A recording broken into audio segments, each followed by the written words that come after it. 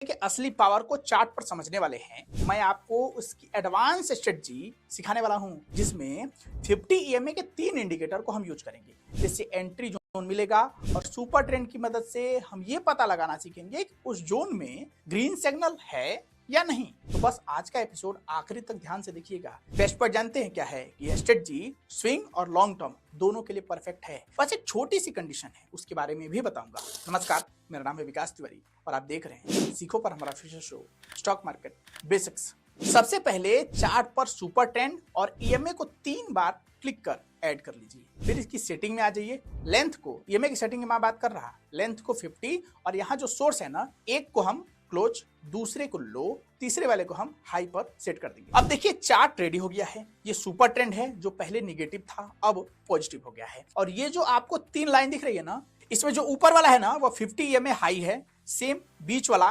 Close, और नीचे वाला जो है वो 50 ईएमए लो है। ध्यान रहे, यहाँ टाइम फ्रेम आपको 1 डे का यूज करना है। इन 3 लेवल्स को हम इसलिए यूज करते हैं क्योंकि यह एंट्री के लिए एक जोन क्रिएट करके दे देता है। क्योंकि कई बार सिंगल इंडिकेटर पर यह कंफ्यूजन हो जाता है कि यहाँ एंट्री ले या थोड़ा रुक जाए, तभी पता चलता है स्टॉक बाउंस बैक कर जाता है। अब चलिए नियम समझ लेते हैं। नियम कहता है कि आपको चार्ट पर बस ये देखना है कि सुपर ट्रेंड पॉजिटिव हो, और अगर निगेटिव से तुरंत पॉजिटिव हुआ है तो समझ लीजिए बेस्ट है। अगर प्राइस हल्की तेजी दिखाने के बाद इस 50 ईएमए के जोन में सपोर्ट लेती हुई नजर आती है तो आपको एंट्री प्लान कर लेना है। ऐसा इसलिए क्योंकि सुपर ट्रेंड पॉजिटिव का मतलब हुआ कि बुलिश मोमेंटम आ चुका है। अब अगर इसमें तेजी दिखाई और 50 ईएमए को सपोर्ट ले लिया, मतलब कि आप यहां लंबी रेस की घोड़ा पर दाव लगाने के लिए तैयार हैं। आप खुद देखिए कितना का रिटर्न मिला अगर आपने यहाँ एंट्री किया होता। तो लास्ट में मैंने जिस कंडीशन के बारे में बताने को बोला था ना कि अगर आपको लॉन्ग टर्म के लिए इन्वेस्ट करना है तो क्या फॉलो करना है, वो जानते हैं क्या है? आपको सेम स्ट्रेटजी पर बस 1 वीक का टाइम फ्रेम अप्लाई कर देना है और बाकी सेम रूल फॉलो करना है, तो आप लॉन्ग टर्म के लिए ट्रेड